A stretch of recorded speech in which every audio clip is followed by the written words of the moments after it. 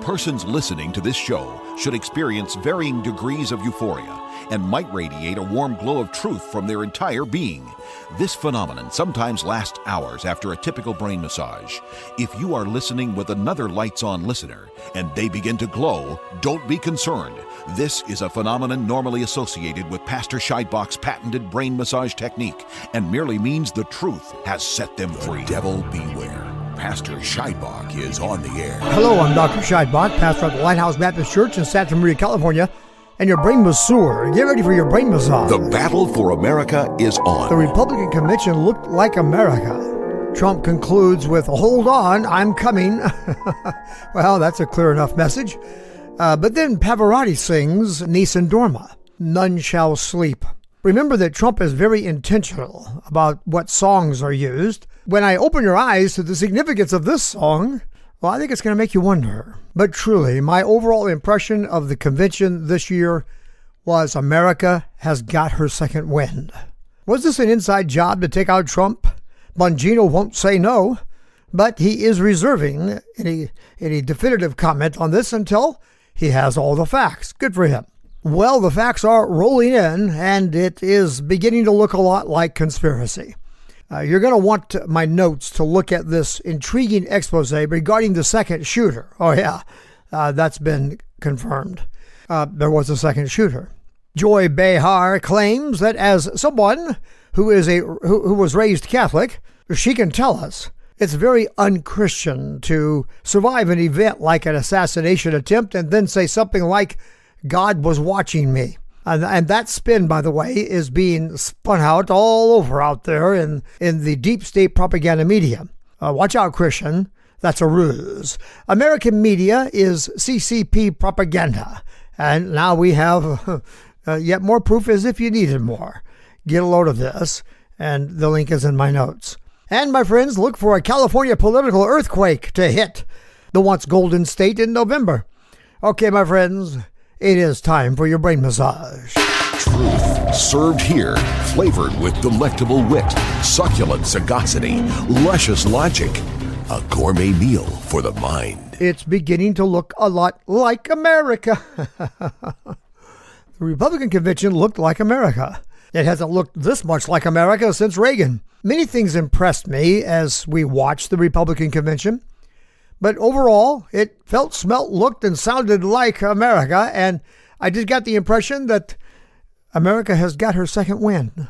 And I noticed an emphasis on the message that Jesus Christ is King.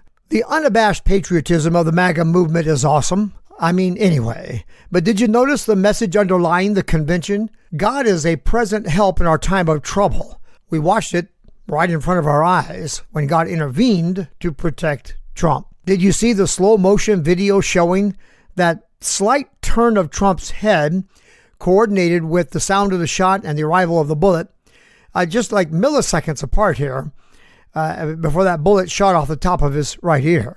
I mean, as one speaker said, we came within a millisecond, or a millimeter, if you will, of losing Trump.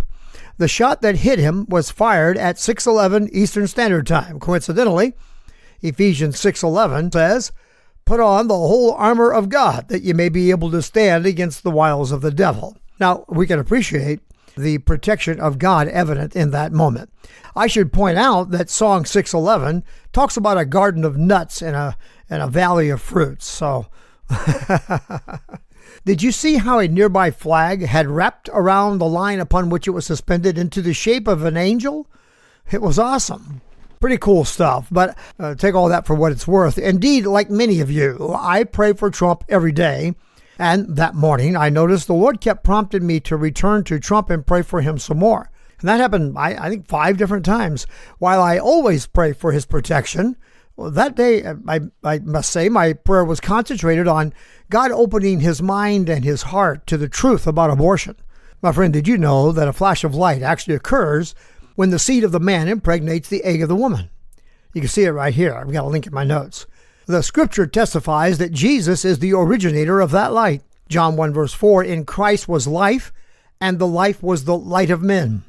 And then verse 9 testifies that Jesus was the true light that lighteth every man that cometh into the world. And then Psalm 139, 13 to 16 actually describes God as being active in the womb at conception and then fashioning the baby according to what he has written in his book. It's just amazing. You ought to read it. It's very clear that from God's point of view, that's human life from conception.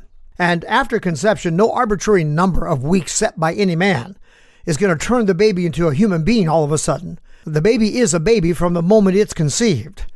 Intentionally destroying the child by any means from conception forward is an act of murder. Neither President Trump nor J.D. Vance nor myself or any other human being has the power to grant the right to life to a baby in the womb, nor the power to take it away. God gives the baby that right. Our rights come from the endowment of our Creator.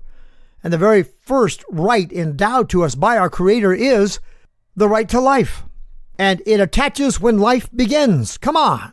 The abortion question is about whether or not a human life begins at conception, and then whether any man has the right to invade the sanctuary of a mother's womb and destroy the innocent human life there conceived. The answer to those questions is indubitable, and the right conferred to the baby is indefeasible and inalienable, as are all our rights.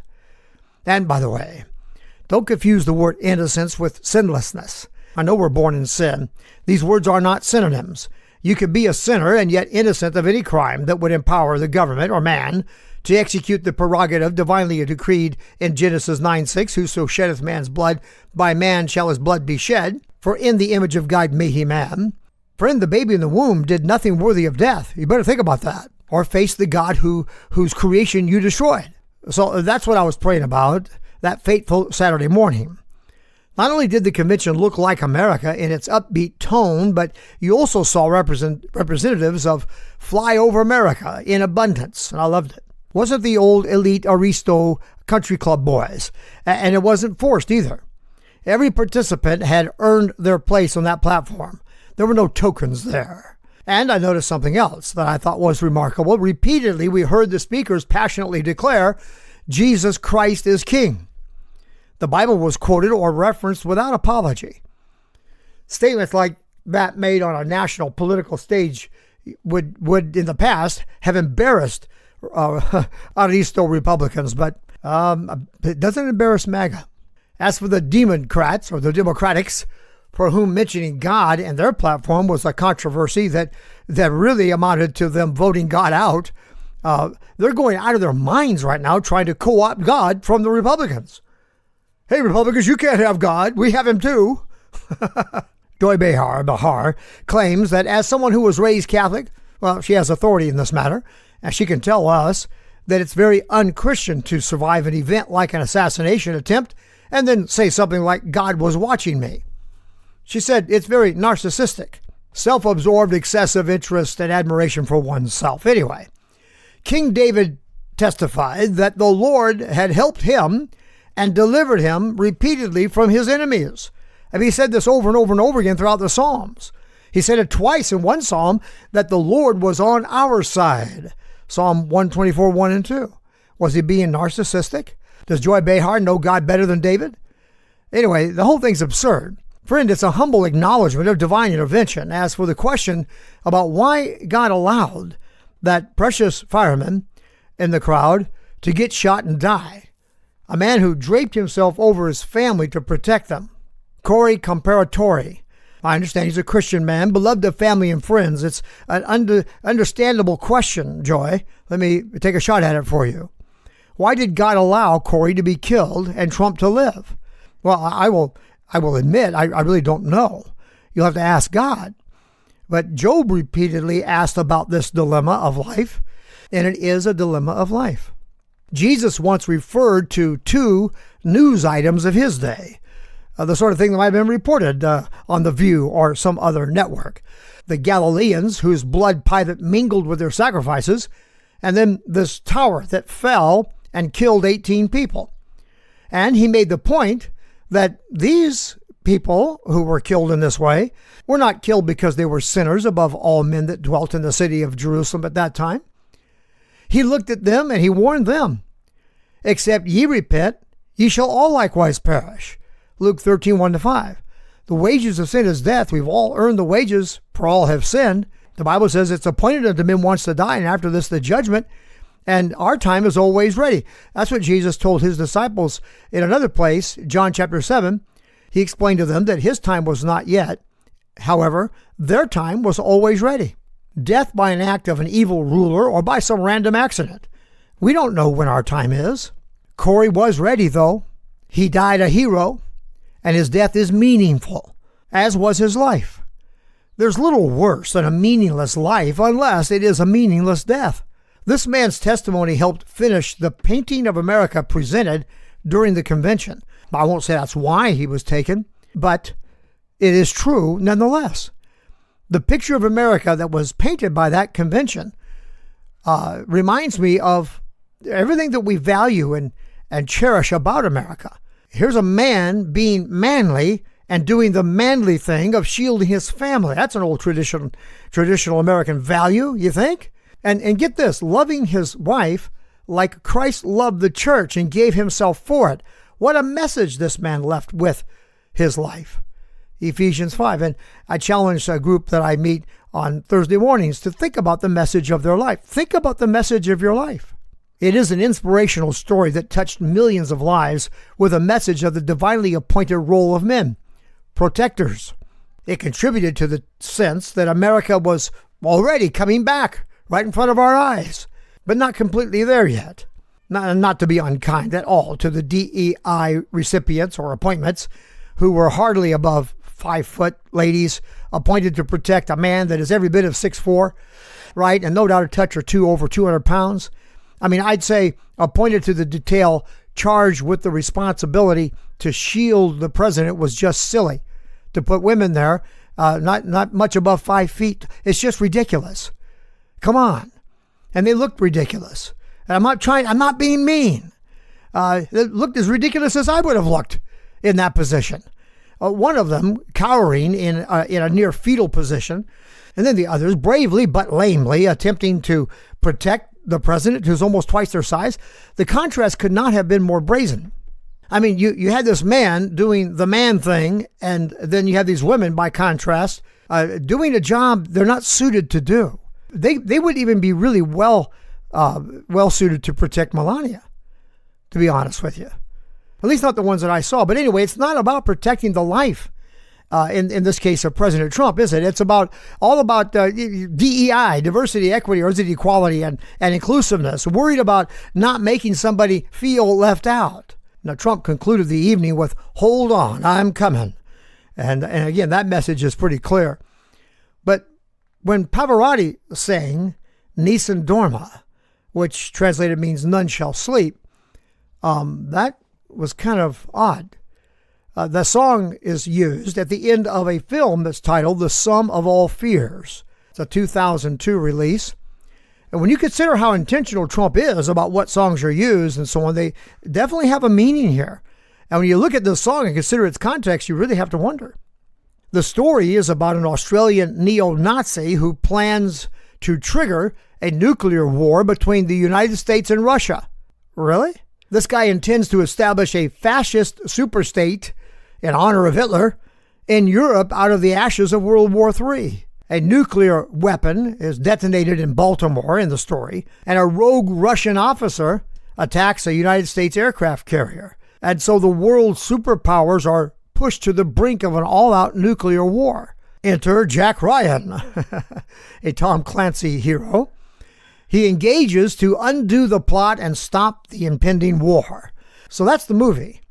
The song that's used at the end of that movie reflects back on its story and its subplot and so on. And I can't go into greater detail than I have. You could do some research and sort all those little details out. I want to give you the gist of this. Pavarotti sang beautifully in Italian this song that I'm going to translate for you into English. Now, Calaf is the unknown prince in this song who's singing. None shall sleep, none shall sleep. You too, princess. In your cold room, you watch the stars, trembling of love and hope. But the mystery of me is locked inside of me. No one will know my name. And then, no, I will say it on your mouth when the light will shine. And my kiss will melt the silence that makes you mine. And then the choir sings, no one will know my name, and we will unfortunately have to die. And then Calaf, the unknown prince, continues. Leave, O night, Set stars. Set stars. At sunrise, I will win. I will win. I will win. Is there a plot to embroil the world in a world war between America and Russia? Will this prince step in to unravel the plot, expose it, and stop it? Well, that's very interesting. When I get back, I'll bring you up to speed on what really went down in Butlertown. I'll be right back. Satan wants you to believe the world belongs to him and that you, Christian, have no say and no place in it. But the secret is out. Jesus is king, and all mankind are his subjects. Satan has no right to rule an inch of territory in the earth. Learn how to claim the earth for Jesus Christ. Get God's War, why Christians should rule the world. Go to godswar2020.com. The devil beware. Pastor Scheidbach is on the air. Hello and welcome back. I'm Dr. Scheidbach, pastor at the Lighthouse, your brain bazoor, and Paul Revere's lantern lighter, lighting the lamps in the church belfry art, singling the enemies on the march, an enemy that would steal from us our liberties.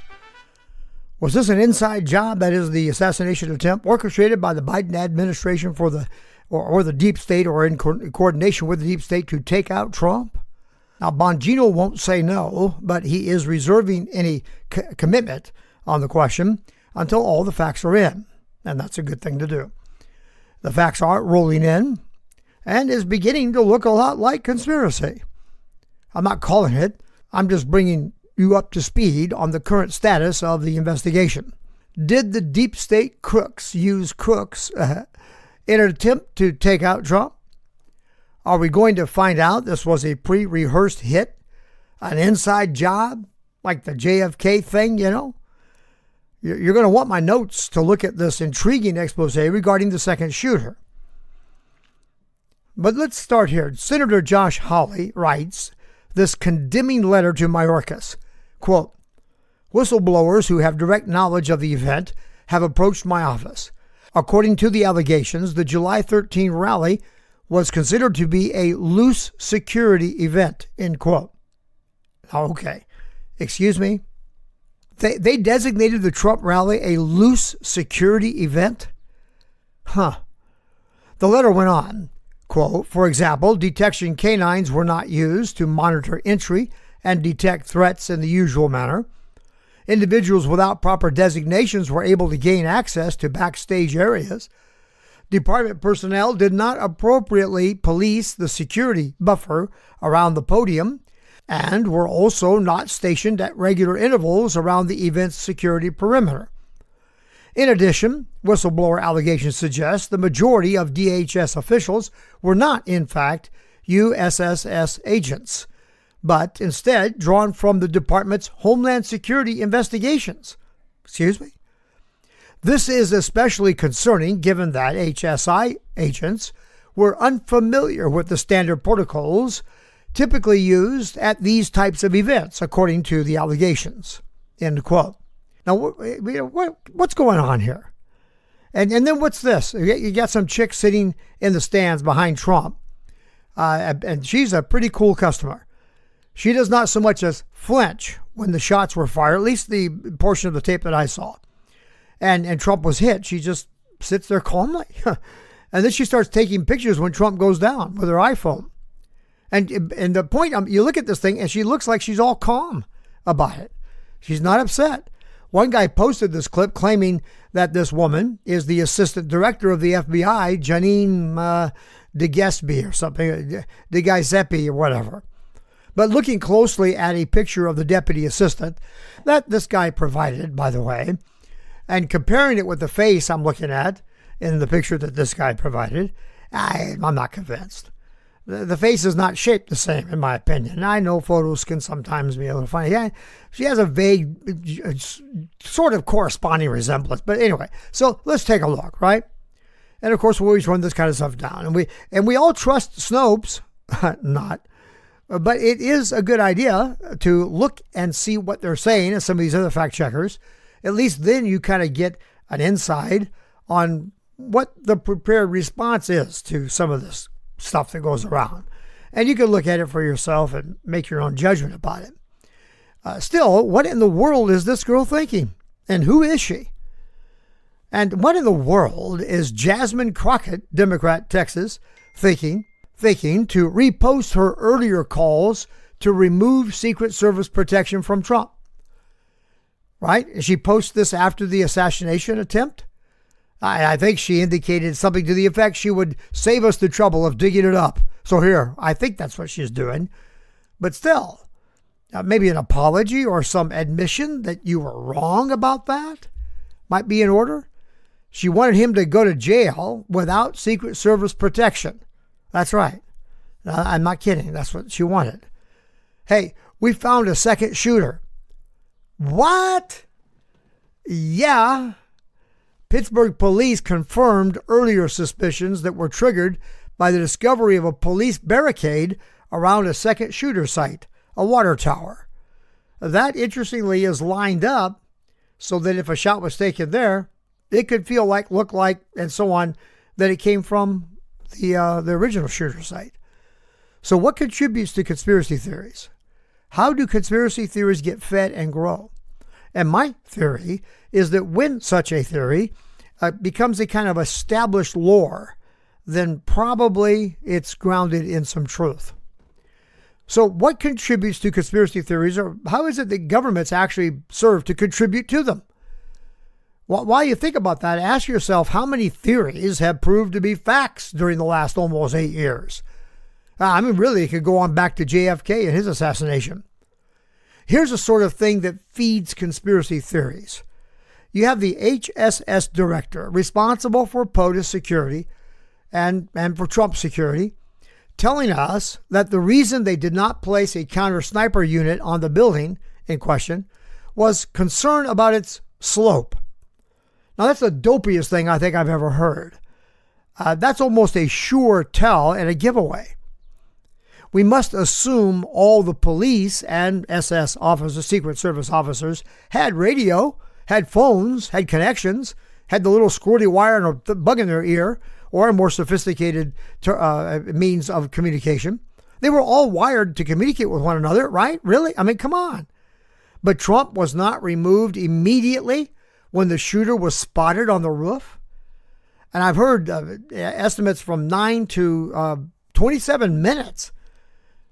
Anyway, I think it's something like 9 minutes.